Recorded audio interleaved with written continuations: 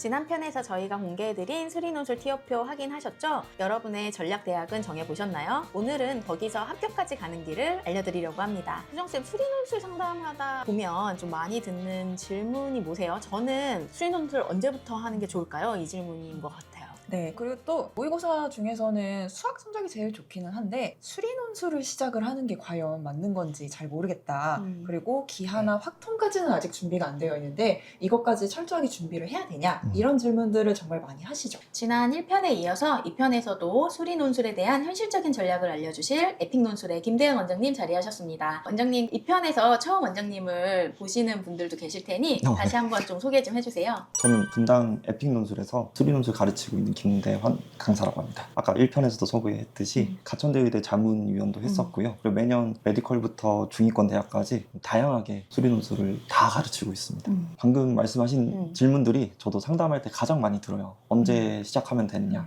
사실 1편에서도 한번 정리를 해봤는데 어떻게 준비하고 내가 수리논술에 맞는지 안 맞는지 학생인지는 아직 저희가 안 다루긴 했어요. 오늘 한번 그 이야기를 해보도록 하겠습니다. 네, 오늘 영상 하나로 4가지를 가져가세요. 첫째, 내 목표 대학은 언제부터 어떻게 준비해야 하는지. 둘째, 기하 확통을 얼마나 어떻게 공부해야 하는지. 셋째, 수학만 잘하는 내가 수리논술에 맞는 학생인지 유형별 진단을 한번 해보고요. 넷째, 2027-2028학년도 당장 알아야 할 수리논술 입시 변화 한번 살펴보도록 하겠습니다. 네, 그리고 오늘 영상의 클라이맥스는 원장님께서 정리해주신 수리논술 합격 공식 3단계입니다. 1편 티오표가 어디에 대한 답이었다면 오늘 합격 공식은 어떻게에 대한 답이 될 것 같습니다. 두 편을 같이 다 보셔야 온전한 그림이 완성이 될 것 같습니다. 원장님, 오프닝에서 말씀드린 질문 좀 바로 가볼게요. 지금부터 시작해도 되나요? 수리논술 언제부터 해야 되나요? 이런 시기에 대한 질문인데요. 사실 목표 대학에 따라서나 아니면 뭐 수학 현재 실력에 따라서 좀 많이 다를 것 같긴 한데 그쵸. 그래도 한번 가이드를 잡아주시겠어요? 네, 조금 충격적일 수도 있어요. 지금 저희 방송이 6월에 나가기 때문에. 네. 네, 근데 해마다 너무 앞당겨지는 것 같아요. 이제 또 골든타임이라고 해보면 준비를 언제부터 해야 되느냐, 점점 좀 수리논술 전형에 관심 있는 애들이 많아지고 네. 있어가지고요. 또 미리 또 준비하는 애들이 되게 많습니다. 아예 수능이 생각보다 힘들구나 라는 거를 애들이 깨닫고, 아니면 현역 때 해보고 나 재수 때는 논술로만 한번 해봐야지, 이런 학생들도 되게 많아요. 논술 반수라고 이런 용어도 나올 정도로 많이 하고 있어서 예전 기준에는 6월 이후에 시작해도 되는 대학들이 되게 많았어요. 그렇게 알고 있었는데 그게 또 수능이 전범위 출제됐을 때. 근데 요즘은 또 선택 과목이 정해져 있다 보니까, 그래서 언제 시작해야 되냐 이런 거는 좀 요즘은 좀 앞당겨져서 다르게 좀 봐야 될 것 같습니다. 저희 방송은 6월에 나가긴 하지만 그래도 늦었다라는 걸 파악하는 것도 중요한 거니까요. 네네네. 네, 그러면 등급별로 또 혹은 목표 대학별로 구체적으로 언제 시작을 하는 것이 좋은지 정리를 좀 부탁드릴게요. 세 그룹으로 한번 나눠 보겠습니다. 일단 수학 1등급 학생이면서 공대를 목표를 하고 있다라고 하면은, 사실 확통 기하를 내신 때 안 했으면은 사실 3월부터 준비하는 게 맞을 것 같아요. 네. 그래서 근데 6월 이후에 한다면 좀 많이 부담이 될 것 같습니다.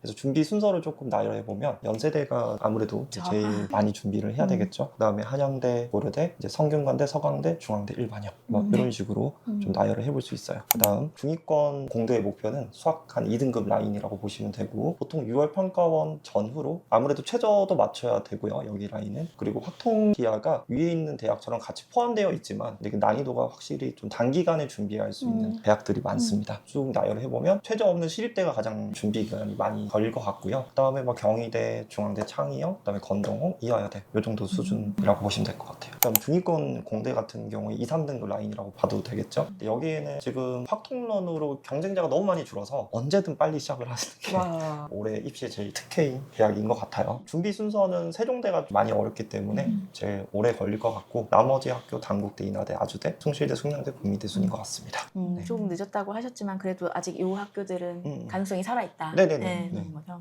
고3 학생들 입장에서는 3월부터 수리논술을 시작해야 된다는 게 많이 부담스러울 것 같기는 한데요. 실제로 언제 시작했냐, 그 시기의 차이가 굉장히 크게 벌어지나요? 네네. 엄청 차이가 많이 납니다. 특히 합통기하를 내신 때 공부를 또 했냐 안 했냐에 따라서 또 준비 기간도 완전히 달라지는 것 같아요. 안 한 학생들은 사실 3월부터 해서 미리 시작하는 게 나중에 수능 준비를 위해서라도 최저를 맞춰야 되니까 해놓은 게 또 교과서 들어가서부터 차근차근 쌓고 공부를 하는 게 좋을 것 같고 6월 이후에 시작을 하면은 이걸 압축적으로 공부하다 보니까 좀 날림으로 공부하게 되기도 하고요. 그렇게 하다 보면은 더 압박감이 있습니다. 수능도 다가오고 확통기하까지 공부해야 되나? 그래서 오히려 포기하는 케이스가 많아요. 오히려 6월까지는 좀 수능에만 맞춰두고 그 음. 다음에 논술한다 이런 게 수리논술 자체를 공부하는 전략으로는 별로다라고 네네네네. 말씀을 하시는 건 거죠. 가장 제일 많이 실패하는 패턴인 것 같아요.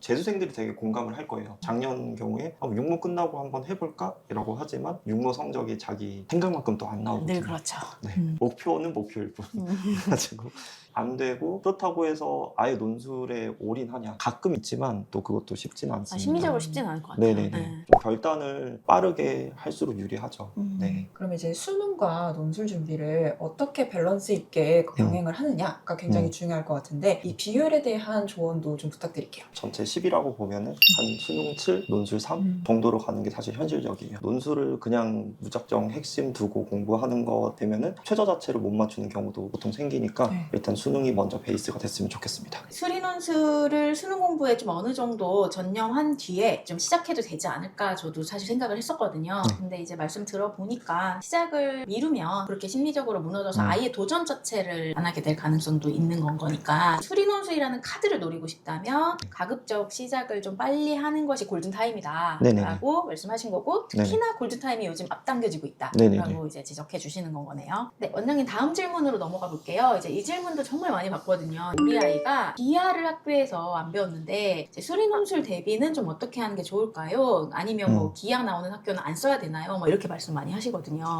포기할 필요는 없어 보여요. 네. 6월 이후에 논술을 처음 하는 학생이고 기하 확통을 이수를 못했다면 일단 미적분 중심으로 출제되는 학교도 많으니까요. 그걸로 일단 타겟팅 잡는 게 좋을 것 같죠. 그러면 구체적으로 어떤 학교들을 타겟으로 보면 좋을까요? 수학 1등급이라면 미기하기라고 얘기를 하지만 실제로 미적분만 많이 출제하는 서강대, 그다음 2등급 때라면은 특히 고3 애들은 중앙대 창의형, 네, 이렇게 볼 수 있고, 그리고 건대 자율전공을 생각보다 문과 학생도 고려하지 않고 저희 논술학원에서 보면 이과 학생들도 다 지원을 잘 하지 않는, 뭐 범위가 미적이 안 들어가는데도 인문 논술이 포함되기 때문에 이과 학생도 좀 주저하는 경우가 생기는데, 그래도 인문 논술 어느 정도 쓰는 연습해서 수학 점수가 또 결정적이라고 해요. 여기도 한번 고려해 볼 수 있고, 그다음에 이화여대도 미기학보다는 미적분이 출제되니까 이렇게 보시면 되고요. 그다음 메디컬 같은 경우에도 이제 목표로 하는 학생이라고 하면은 최저는 좀 높지만 인하대, 의대, 그다음에 올해 또 가천대, 한의대랑 약대가 또 신설이 돼요. 모의 논술 문제가 공개는 되지 않았지만 아마 의대 논술하고 동일한 문제는 완벽하게 동일하지 않을 거예요. 한 8문제 중에서 절반, 한 4문제는 동일할 것 같고 나머지 4문제는 조금 더 쉽게 출제할 것 같은. 그다음에 또 약대 계열 중에서도 또 미적분만 출제하는 가천대, 덕성여대, 삼육대, 성균관대, 숙명여대, 아주대 미적분이나 수원스투 정도로 미적분 중심, 최저 부담도 낮고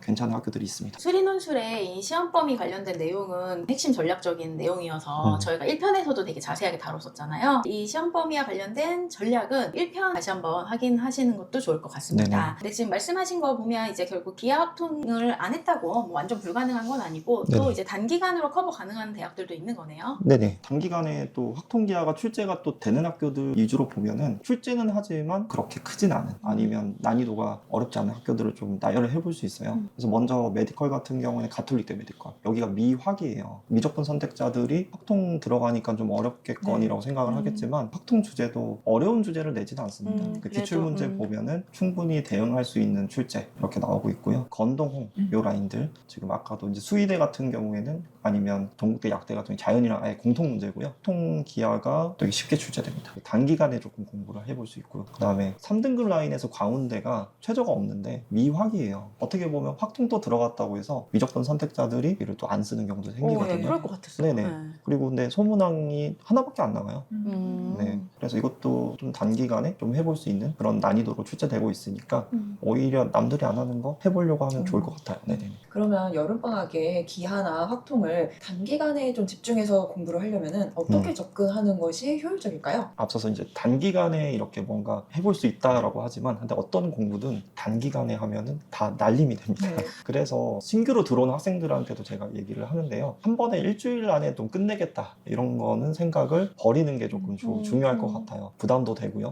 그러다 보면 수능 준비에도 차질이 빚어질 수도 있고, 지금부터라도 차근차근 교과서 조금 읽어보셔도 충분합니다. 다 어떤 애들이 이제 이런 단기간에 있을 때 뭐 인강 없냐 막 있나 이런 거 찾아보거든요. 근데 사실 교과서만 천천히 한번 읽어봐도요. 거기에서 이제 기본 문제 풀어보고 해도 아까 건동 수준은 그 다음에 가톨릭대 메디컬 수준도 충분히 기출 문제를 대응을 할 수가 있어요.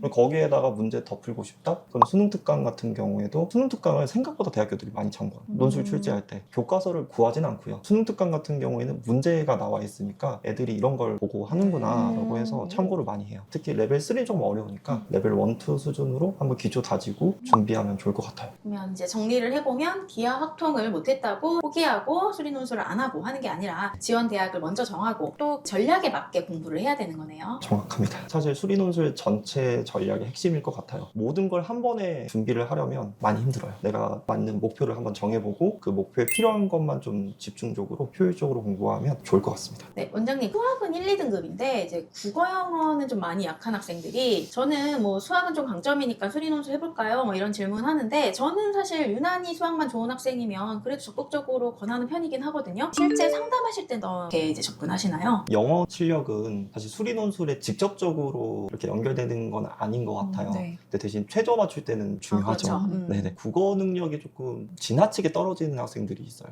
아. 수학은 1등급인데 네. 국어가 막 5등급 네. 이렇게 나오는 애들이 꽤 많습니다. 근데 이런 애들 같은 경우는 수리 논술이 요구하는 게 단순히 수학 문제 푸는 것뿐만 아니라 또 논리적으로 서술하고 문제 자체가 되게 길어지는 경우가 생겨요. 2등급, 3등급인 라인의 학생들도 보면은 국어가 5등급이 나온 경우에 제시문이 길면 못 읽습니다. 난독증 걸리듯이 막 못 읽어요. 홍대나 아주대나 이렇게 제시문 문제 조건 자체가 길면은 학생들이 그 자체 문제를 이해하지 못하는 경우가 되게 많습니다. 그래서 기출문제 보면서 국어가 점수가 낮은 학생들은 문제 짤막한 그런 대학교들을 선택을 하는 게 좋을 것 같아요. 그런데 진짜 결정적인 문제가 이제 말씀하신 것처럼 뭐 국어 영어를 잘 못하면 수능 최저 맞추는 게 이제 문제인 거네요. 네네, 맞아요. 상위권 대학 같은 경우 연도도 제외하고 나서는 수능 최저가 대부분 있습니다. 국어 영어가 약하면 최저 자체를 못 맞추는 경우가 되게 많아요. 어떤 애들도 특히 논술학 애들 보면은 탐구로 저 최저 맞출래요. 이렇게 해서 조합을 많이 짜는데 탐구는 제일 위험하죠. 제일 위험해요. 국영수로 등급이 제일 조금 안정적으로 가기 때문에 탐구는 폭이 큽니다. 최대한 국어 영어 포기하지 않는 게 좀 중요할 것 같아요. 그리고 내년부터는 연세대랑 시립대랑 또 인하대까지 수능 최저가 생깁니다. 또 이제 수학만 잘해서는 논술로 가겠다는 전략이 앞으로는 점점점 어려워질 것 같습니다. 네, 그러면은 수리 논술로 대박났다라고 할 수 있을 만한 친구들도 많이 있을 것 같은데 네네. 이렇게 수리 논술로 정말 좋은 결과를 낸 친구들한테 또 공통점 같은 게 있을까요? 네, 있습니다. 대박 결과를 낸 학생들 이야기를 다 들어보면 공통점이 하나예요. 당연히 정규반에서 이렇게 하고 있는 내용들은 당연히 하고 있고요. 그거 더 이상으로 준비를 많이 하고 있습니다. 물론 공부라는 게 투자를 많이 하는 게 중요하겠죠. 근데 얘기 들어보면 학생들 스스로가 이러한 전략을 인지하고 있고요. 각 학교별로 어떻게 준비를 해야 되겠고 서술하는 것까지 그다음에 기출문제 유형까지 다 파악을 하고 있어요. 거의 강사급으로. 그런 식으로 그냥 단순히 수학 문제만 풀어봤어요. 이게 아니고 이 학교를 나는 합격해야지 라는 절실함 그런 게 좀 중요할 것 같아요. 수리 논술 수업을 근근히 따라간다 이거를 넘어서 이제 이 논술 전형에 대한 이해도가 굉장히 높은 학생들이 결정적으로 좋은 결과를 내는 친구들의 공통점인 것 같네요. 네네네. 수학 기초도 있어야 되겠지만 수능 최저가 맞출 수 있는 그 비슷한 레벨의 학생들이 있어요. 무조건 또 예전엔 수리 논술하면은 연가고 학생들이 잘 되거나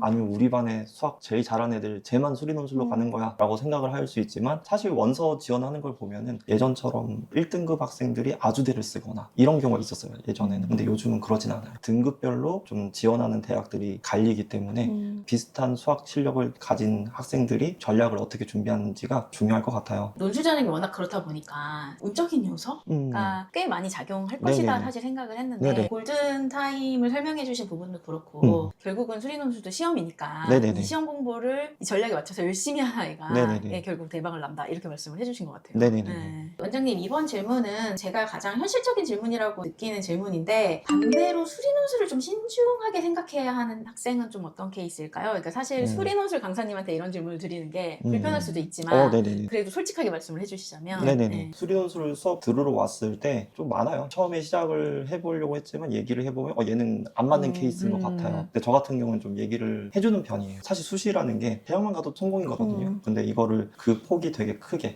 바라는 게 많으면 결국 떨어지는 경우가 많기 때문에 너무 낙관적으로 나는 최저 맞출 수 있어요. 한번 해볼래요. 이런 거는 일단 비추천. 상담하다 보면은 수능 전체 영역을 공부하기 힘드니까 그냥 수리 논술로 난 좀 도망가겠다라는 느낌이 드는 학생들도 있긴 있거든요. 이런 경우에 학생들은 어떻게 말씀을 해주시나요? 마인드 차이인 것 같아요. 뭐든 쉬운 쪽으로 요즘 학생들도 많이 가려고 하거든요. 네. 그래서 확통론이 있는 것 같고 음. 그 전에 사탐론도 있는 것 같고 음. 또 현장에서 보면은 그런 것만 쫓아다니는 학생들이 좀 많이 또 실패하기도 해요. 그러니까 도피성으로 논술 전형을 선택을 했다. 그것보다는 논술 전형을 내 강점이 수학인데 이걸 꼭 살려가지고 대학을 가야지 좀 절실한 학생이 합격하는 편이지 그냥 단순히 나 이거 안 되니까 논술 되겠지? 그래서 계속 차선책을 추구하는 학생들은 쉽지 않은 것 같습니다. 네네네. 네. 저희가 지금까지 앞서서는 내가 수리논술을 지원하고자 할 때 어떤 학교를 지원하고 어떤 전략을 쓸 것인가의 판단 기준만 지금까지 얘기해왔는데 그게 아니고 나는 그냥 수리논술을 하면 안 되는구나를 네네. 판단하는 기준을 그러면 조금 정리를 다시 한번 해주시겠어요? 네, 다시 세 가지를 한번 체크를 해보면요. 수능 최저가 최악의 상황에서도 맞출 수 있는지,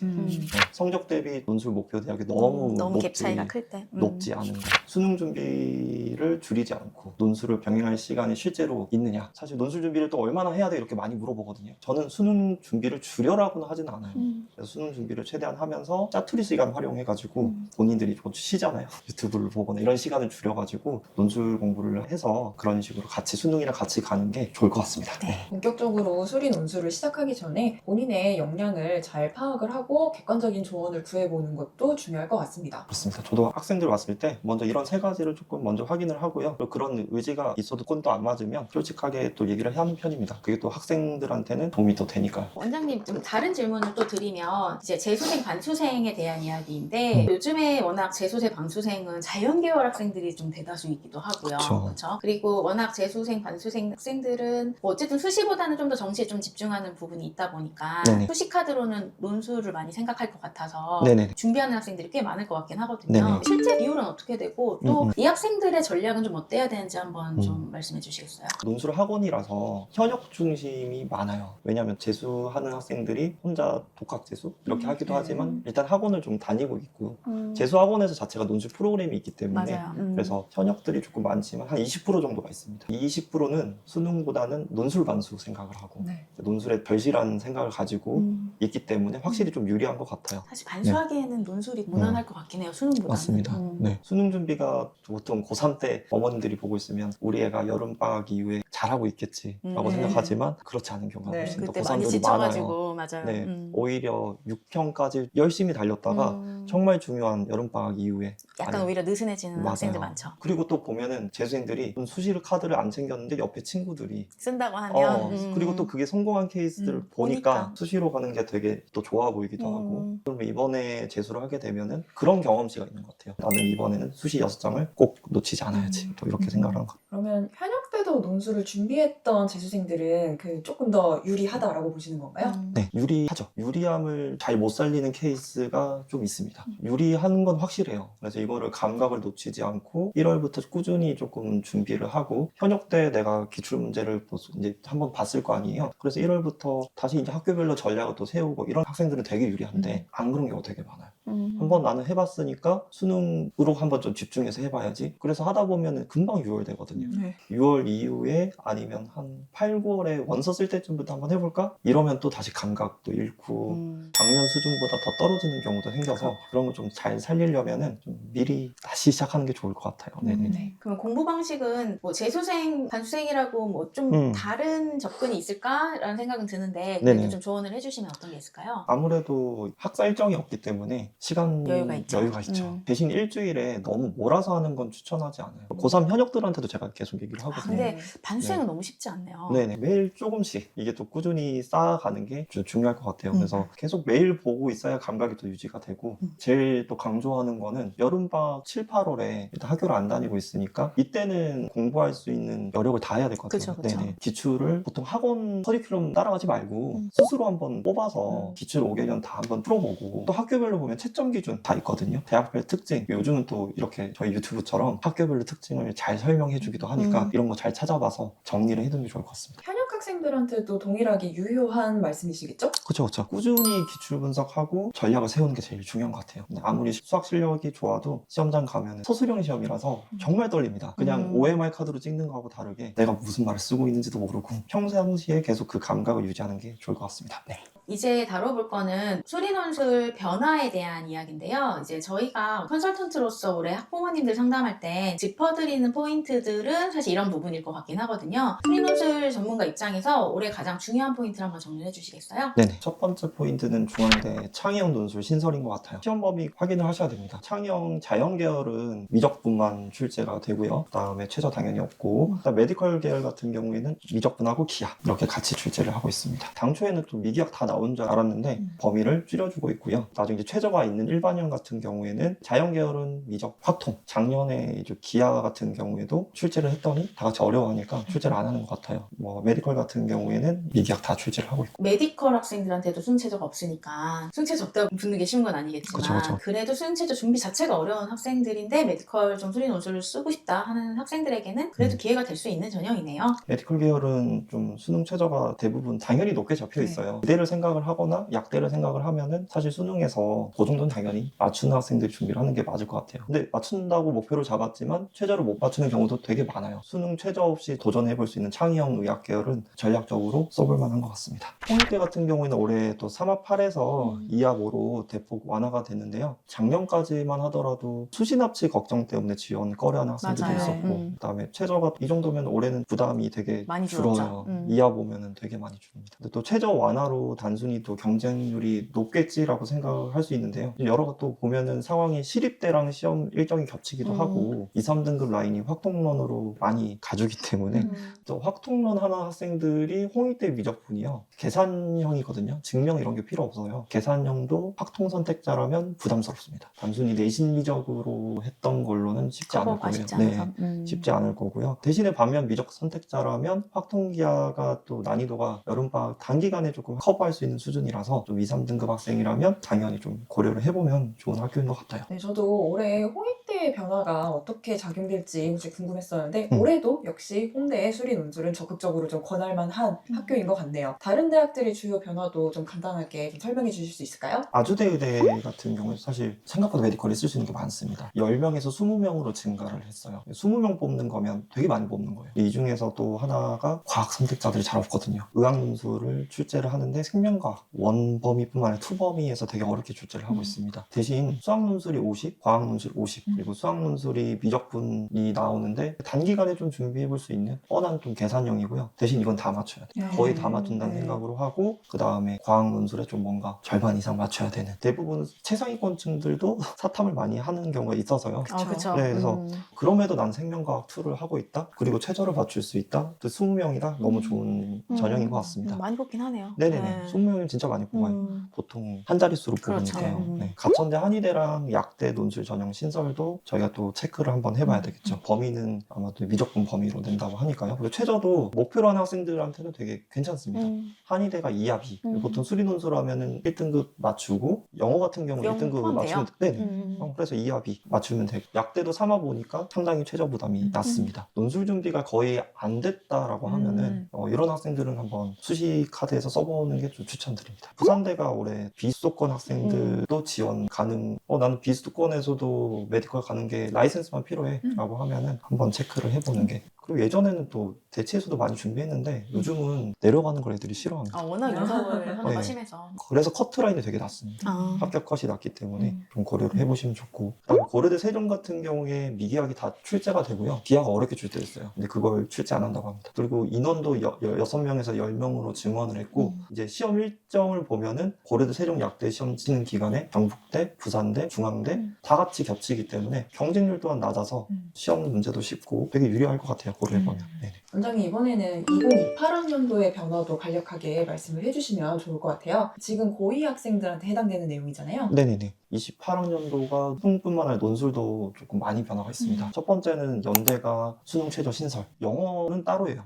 영어는 무조건 3등급 이상을 받아야 되고요. 국어, 수학, 탐구 해가지고 3합 6입니다. 그리고 약대는 이제 3합 5까지. 최저가 많이 높아졌고요. 시립대 같은 경우에는 원래 또 똑같이 최저 없었는데 3합 7, 거의 서강대, 한양대급으로. 그 다음에 이화여대가 2합 5에서 갑자기 3합 7로 강화하고 있고요. 인하대 같은 경우에는 수능 최저가 다시 생겨요. 없었는데. 네, 2합 6으로 생기고, 그리고 또 약수령으로 전환한다라는, 지금 작년 같은 경우에도 국민대가 인하대랑 시험 일정이 겹치는데 국민대를 의식해서 그런지 그다음에 건대 같은 경우에는 재작년부터 얘기를 했어요. 우린 28학년도부터는 수원수투 확통만 출제할 거야. 건대가 이렇게 출제를 하면은 동국대랑 홍익대랑 아니면 또 그 밑에 숭실대, 세종대, 여기가 원래 기존의 수리논술은 유적분 출제하는 게 기본이었기 때문에 근데 내년에 범인 쪽 이런 걸 아직 발표는 안 했어요. 지금 숭실대, 세종대 이런 학교들이 미적분을 고수를 할 거냐, 아니면 건대처럼 시험 범위를 수원수투 확통해서만 낼 거냐, 이런 걸 좀 발표를 좀 기다려보시면 좋을 것 같습니다. 네네. 지금까지 정리해주신 거 보면 거의 다 사실 이제 28학년도에 새로운 변화들이 이제 수능 최저와 관련된 네네. 것들이 많은데 네. 특히 아까 말씀하셨던 연세대 같은 네네. 경우에 진짜 3학 6이면 세잖아요. 네.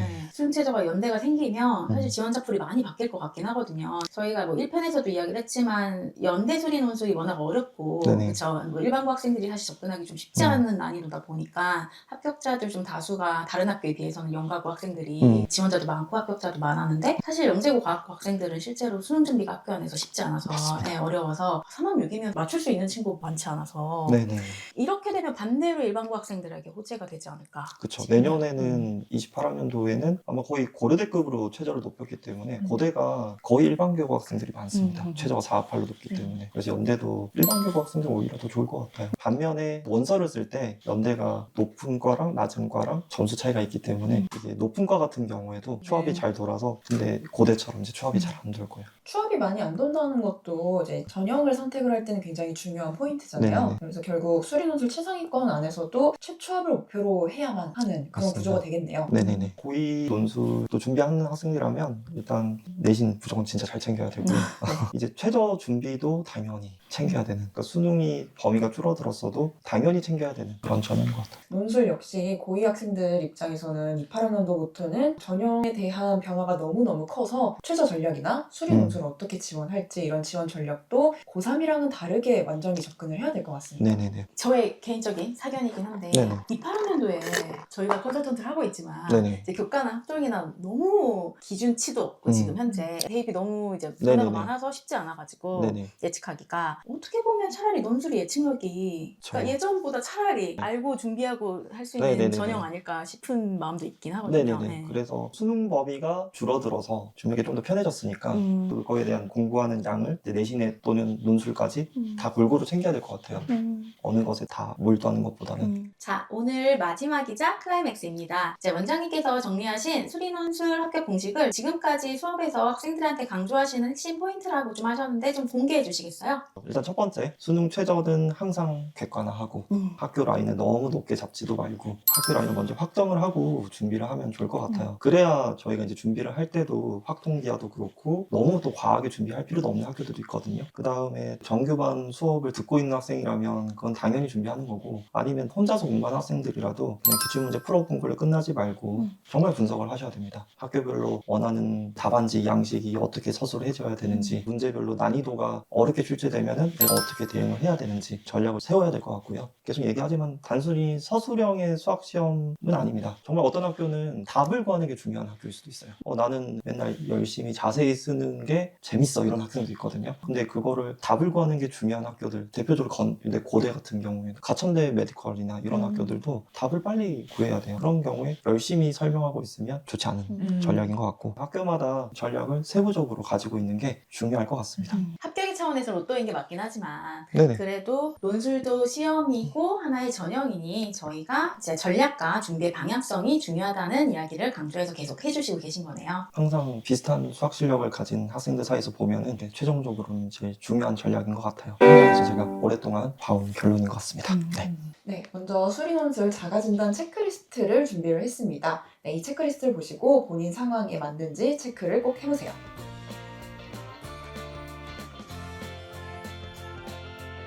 이 5가지 중에 3개 이상 예라면 지금 당장 수리논술을 생각해 보셔도 됩니다. 2개 이하라면 먼저 전략을 다시 짜야 합니다. 네, 그리고 다음 화면은 2027 입시 대응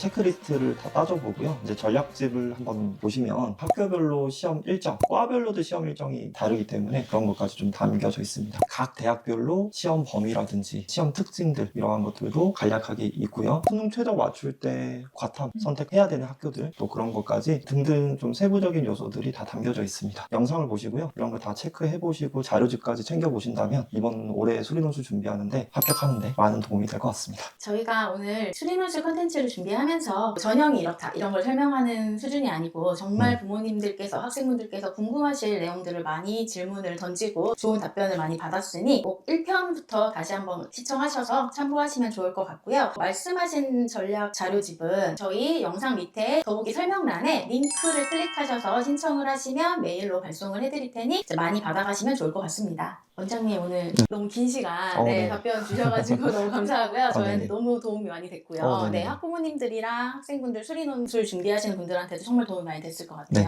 네네네. 네, 마지막으로 하고 싶으신 말 간단히 네네. 한번 해주시겠어요? 항상 매년 입시가 많이 바뀌어서 어려운 점은 있습니다. 네, 이걸 그냥 피하지 않고 진지하게 한번 고민을 해보시고 저는 또 수리논술을 무조건 준비하라는 건 아니에요. 네. 수리논술 준비에 영상을 보고 난 적합한 학생인 것 같아. 아니면 기존에는 생각을 안 했다가 이런 대학들이 있네? 라는 걸 꼭 고려를 해보시고요. 정시뿐만 아니라 수시 6장 정말 소중하기 때문에 잘 지원을 해서 올해도 좀 좋은 결과 있기를 바라겠습니다. 알찬 내용으로 제 수리논술 1, 2편으로 채워봤는데요. 이렇게 수리논술편은 마무리하도록 하겠습니다. 저희 더 나은 입실에 구독하시고 앞으로도 이제 알찬 대입 정보 많이 얻어가시면 좋을 것 같습니다. 네, 오늘 여기서 마무리하겠습니다. 감사합니다. 감사합니다. 감사합니다.